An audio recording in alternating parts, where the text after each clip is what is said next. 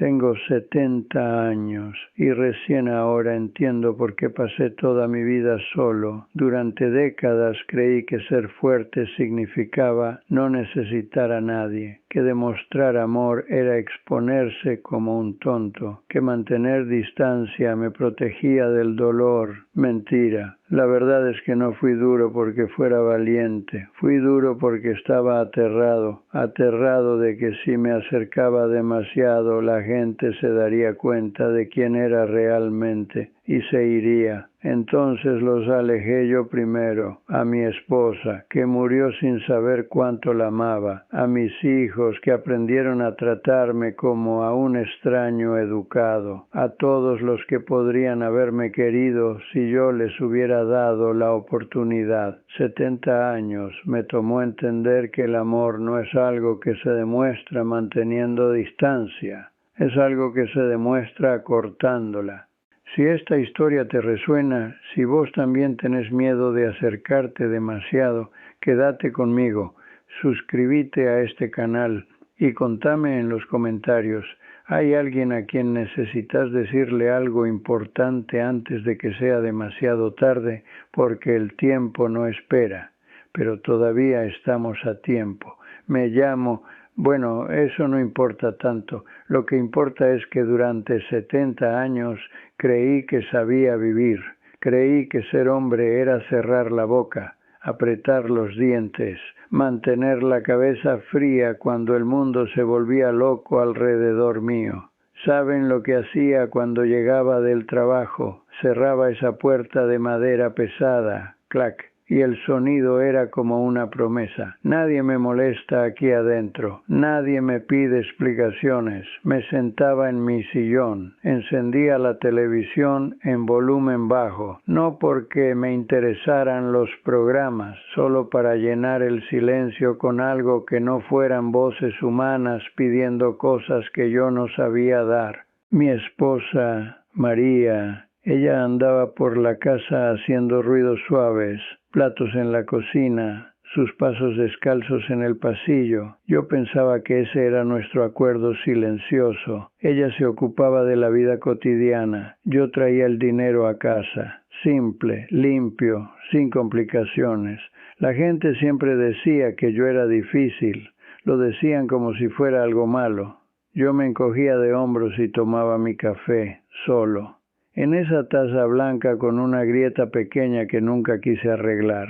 Difícil, puede ser, pero al menos no era un tonto. Al menos nadie me tomaba el pelo. Veía a otros hombres hablando de sentimientos, abrazando a sus esposas en público, diciéndole te amo a sus hijos cada 5 minutos. Me daba vergüenza ajena. ¿De dónde sacaban tanto tiempo para tanto drama? Yo trabajaba. Pagaba las cuentas, mantenía el techo sobre nuestras cabezas. No era eso amor, no era eso suficiente. Por las noches María intentaba conversar, se acostaba y me miraba con esos ojos que parecían estar esperando algo que yo nunca entendía qué era. ¿Cómo te fue hoy?, me preguntaba. Bien, le contestaba y me daba vuelta hacia la pared. Fingía que tenía sueño. Fingía que estaba demasiado cansado para palabras, pero la verdad es que no sabía qué decir. ¿Cómo le iba a explicar que el trabajo era lo de menos? Que lo difícil era estar ahí en esa cama, sintiendo que ella esperaba algo de mí que yo no tenía para dar. La luz del velador se quedaba encendida un rato más.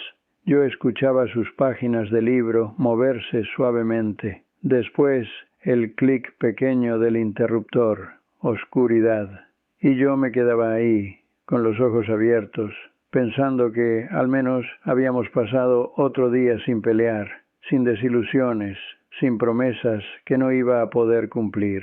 Ella sabía que la amaba. ¿Por qué iba a necesitar que se lo dijera? Los hechos hablaban más que las palabras. Yo estaba ahí. Todos los días. Eso tenía que bastar. Mis hijos crecían alrededor mío como plantas que uno riega pero no toca. Los veía correr por la casa. hacer ruido, pelear entre ellos. Cuando me miraban era con esa mezcla extraña de respeto y distancia que yo confundía con admiración. Papá, me decían cuando necesitaban plata para algo. Papá, cuando había que firmar papeles del colegio. Nunca papá a secas, nunca porque sí. Pero yo pensaba que así estaba bien, así tenía que ser. Un padre no era un amigo, un padre era una autoridad, una presencia firme en la casa, alguien en quien se podía confiar sin necesidad de tantas palabras. Durante años viví convencido de que había encontrado la fórmula perfecta: trabajo duro, silencio sólido, amor demostrado con responsabilidad, no con sentimentalismo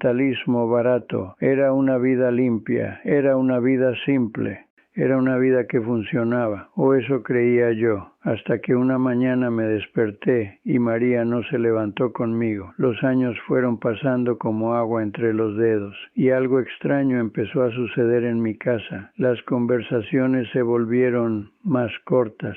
¿Cómo estuvo el día? Bien. ¿Necesitas algo? No. ¿Vamos a cenar? Sí. Palabras secas, como hojas muertas que crujían cuando las pisábamos.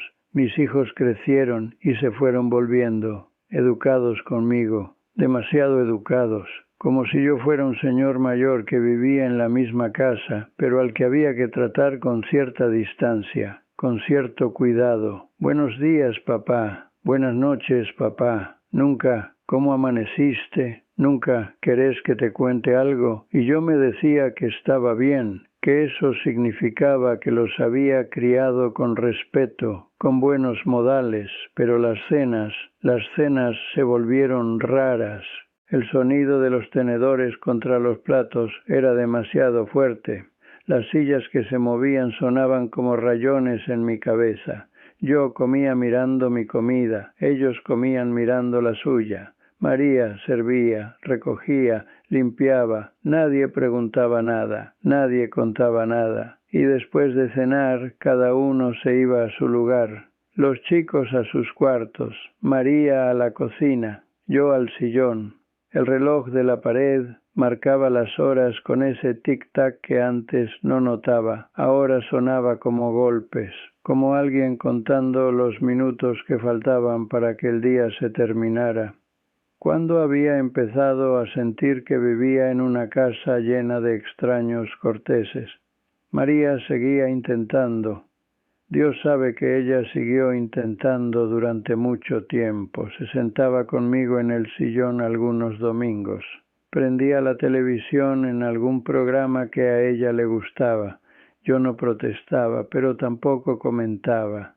Me quedaba ahí sintiendo su peso tibio al lado mío y pensando en otras cosas, en el trabajo, en las cuentas, en el ruido que hacía la heladera que había que arreglar, nunca en ella, nunca en lo que estaba pensando, nunca en si estaba triste o contenta o preocupada por algo. Un día se me acercó mientras yo leía el diario. ¿Te parece que hablemos?, me dijo. ¿De qué?, le pregunté, sin levantar la vista de la página. Se quedó ahí parada un momento. Yo sentí su silencio como algo pesado en el aire. De nada, dijo finalmente. Dejá, y se fue. Yo seguí leyendo, pero las letras se me movían un poco, como si el diario temblara, aunque mis manos estaban firmes.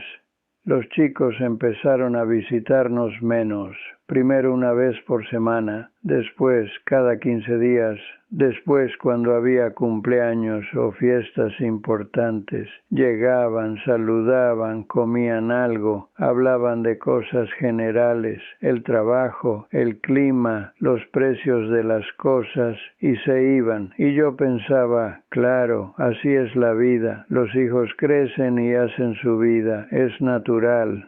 Pero en el fondo empezaba a confirmar algo que siempre había sospechado. La gente no se queda de verdad, están ahí mientras les conviene, mientras es fácil, mientras no hay problemas, pero cuando las cosas se ponen difíciles, cuando uno envejece, cuando uno ya no es tan útil, se van, todos se van. María empezó a salir más con sus amigas. Me voy a lo de Carmen, me decía, vuelvo más tarde. Yo asentía con la cabeza, ni siquiera le preguntaba qué iban a hacer. Pensaba que estaba bien que tuviera sus distracciones, que no dependiera de mí para todo, pero cuando se cerraba esa puerta, cuando se cerraba y yo me quedaba solo en esa casa que de repente se sentía demasiado grande, algo me apretaba en el pecho, algo que no sabía nombrar.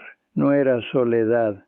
Yo había elegido la soledad, la prefería. Era algo más profundo, más viejo. Era como un eco de algo que había pasado mucho tiempo atrás, cuando yo era chico, cuando aprendí que la gente que uno ama puede desaparecer sin avisar, sin explicaciones, sin despedidas, y entonces en esos momentos solos en esa casa demasiado silenciosa, me convencía otra vez de que tenía razón. Mejor mantener distancia, mejor no esperar nada, mejor acostumbrarse a estar solo antes de que te obliguen a estarlo. Lo que nunca entendí, lo que tardé 70 años en entender, es que yo mismo estaba empujando a todo el mundo hacia la puerta. Fue un martes cuando María se desplomó en la cocina. Yo estaba en el sillón, leyendo algo que ahora no recuerdo. Escuché un ruido, como si algo pesado hubiera caído al suelo, pero no le presté atención. En esa casa siempre se caían cosas, cucharas, libros. La vida cotidiana tiene sus pequeños accidentes. Después vino el silencio, un silencio demasiado largo, demasiado completo. María, grité desde el sillón, nada. Me levanté con esa irritación que uno siente cuando tiene que interrumpir lo que está haciendo.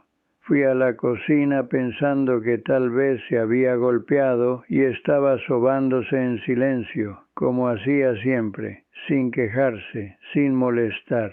La encontré en el suelo, los ojos abiertos pero mirando hacia un lugar donde yo no podía seguirla. El infarto había sido rápido, me dijeron después los médicos. No había sufrido, no se había dado cuenta. Eso se supone que era un consuelo. Pero yo me quedé ahí, en esa cocina donde había pasado 30 años de mi vida entrando y saliendo sin realmente mirarla. Y por primera vez entendí algo terrible. No había tiempo. No íbamos a tener esa conversación que ella había querido tener tantas veces.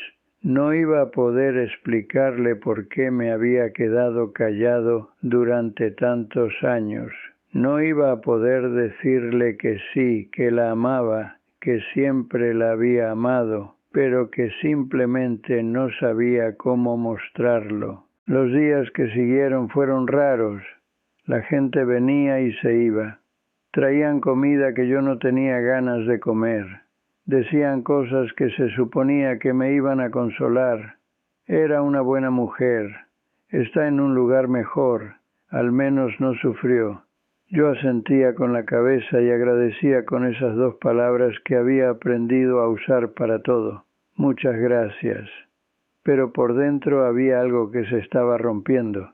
Algo que había estado agrietado durante años y que finalmente se partía en 2. La primera noche solo en esa cama, esa fue la peor. No era solo que faltara su cuerpo tibio al lado mío, era que faltaba el sonido de su respiración, el pequeño suspiro que hacía cuando se acomodaba para dormir, el ruido suave de las páginas de su libro. Faltaba la posibilidad de que me preguntara, ¿cómo te fue hoy? Y yo le contestara, bien.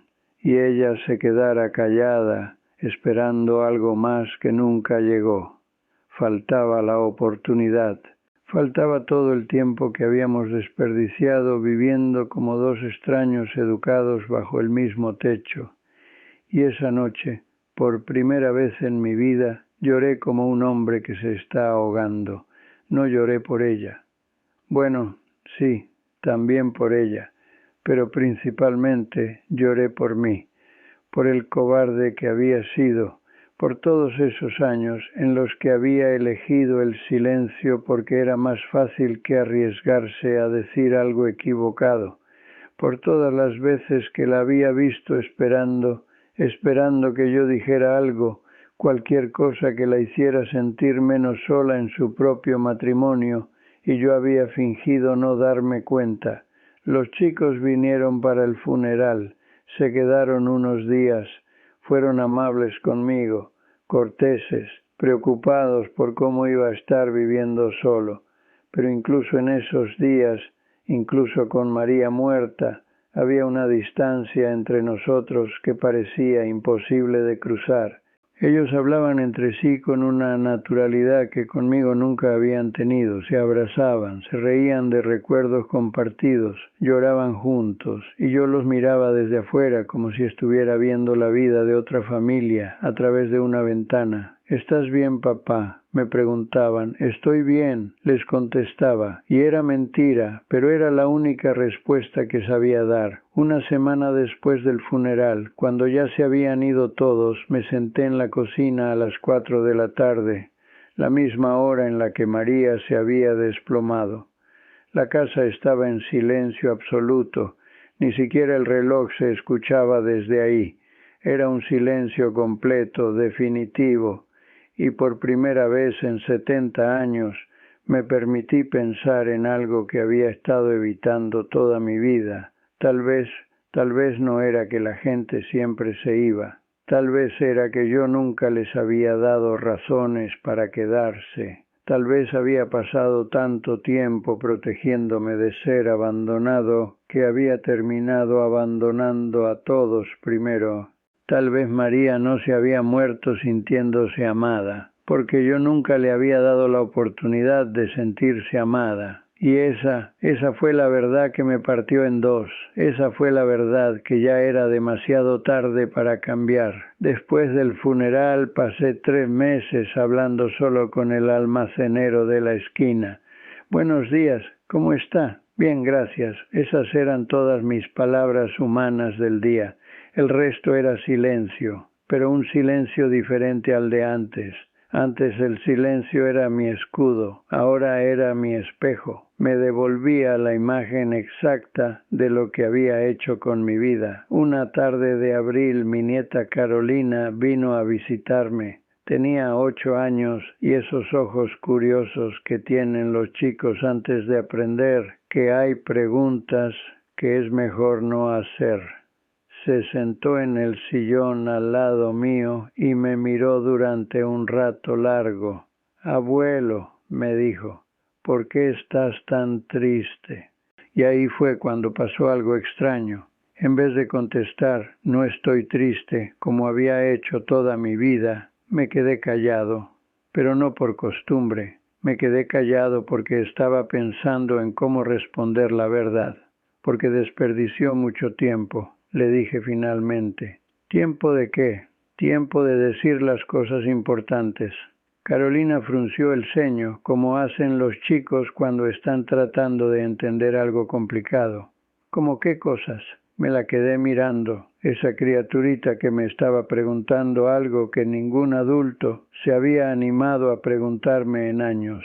Como que los quiero, le dije. Como que me gusta cuando vienen a verme, como que a veces tengo miedo. ¿Miedo de qué? De que se vayan y no vuelvan más. Carolina se acurrucó contra mi brazo. Era la primera vez en no sé cuánto tiempo que alguien me tocaba sin una razón práctica, sin saludar, sin despedirse, porque sí. Yo siempre voy a volver, abuelo, me dijo, porque me gustás. 2 palabras que mi propia hija nunca me había dicho, que mis hijos nunca me habían dicho, que María, Dios mío, que María me había estado tratando de decir durante 30 años y yo había estado demasiado asustado para escuchar. Me gustás, no te respeto, no te necesito, no está bien que seas así, me gustás. A partir de ese día empecé a cambiar pequeñas cosas. Cuando Carolina venía, en vez de prender la televisión, le preguntaba cosas. ¿Qué había hecho en el colegio?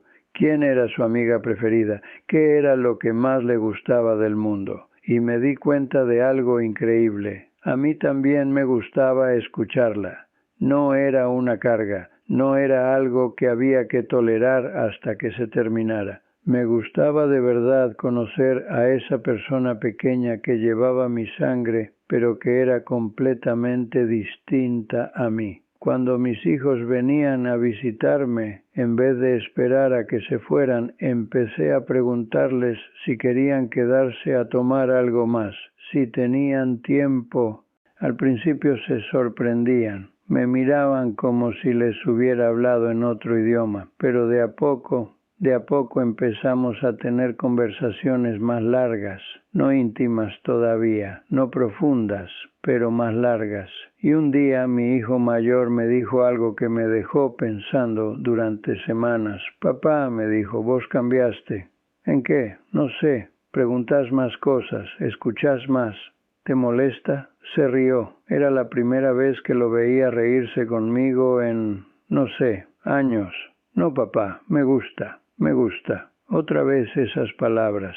No puedo recuperar los 30 años que perdí con María. No puedo volver atrás y ser el marido que se despertaba por las mañanas y le preguntaba cómo había dormido, el que le contaba las cosas que le preocupaban en el trabajo, el que le decía te amo, no porque fuera una fecha especial, sino porque era martes y ella estaba ahí haciendo café y de repente se veía hermosa con esa luz de la mañana.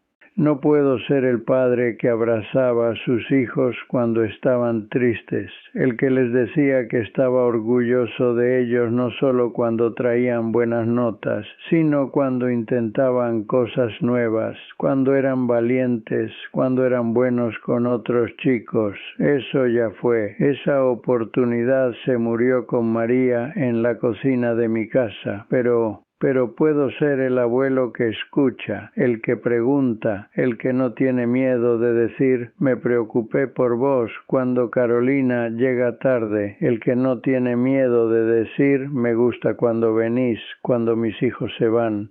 No es un final feliz, no es una de esas historias donde todo se arregla y todos lloran y se abrazan y viven mejor para siempre. Es algo más simple y más honesto. Es la historia de un hombre de 70 años que por fin entendió que el amor no es algo que se demuestra manteniendo distancia, es algo que se demuestra acortándola. Que la fuerza no está en no necesitar a nadie. La fuerza está en animarse a decir te necesito y bancar las consecuencias. Que ser hombre no es ser duro, ser hombre es ser real. Y la realidad es que todos tenemos miedo, todos nos sentimos solos a veces, todos queremos que alguien nos quiera. La diferencia es si nos animamos a admitirlo o si nos morimos fingiendo que no es así. Yo elijo admitirlo. A los 70 años por fin elijo la verdad. Y eso me da una paz que nunca conocí antes. Una paz que no depende de que las cosas sean perfectas. Una paz que viene de aceptar las cosas como son, como fueron, como ya no pueden ser y como todavía pueden llegar a ser.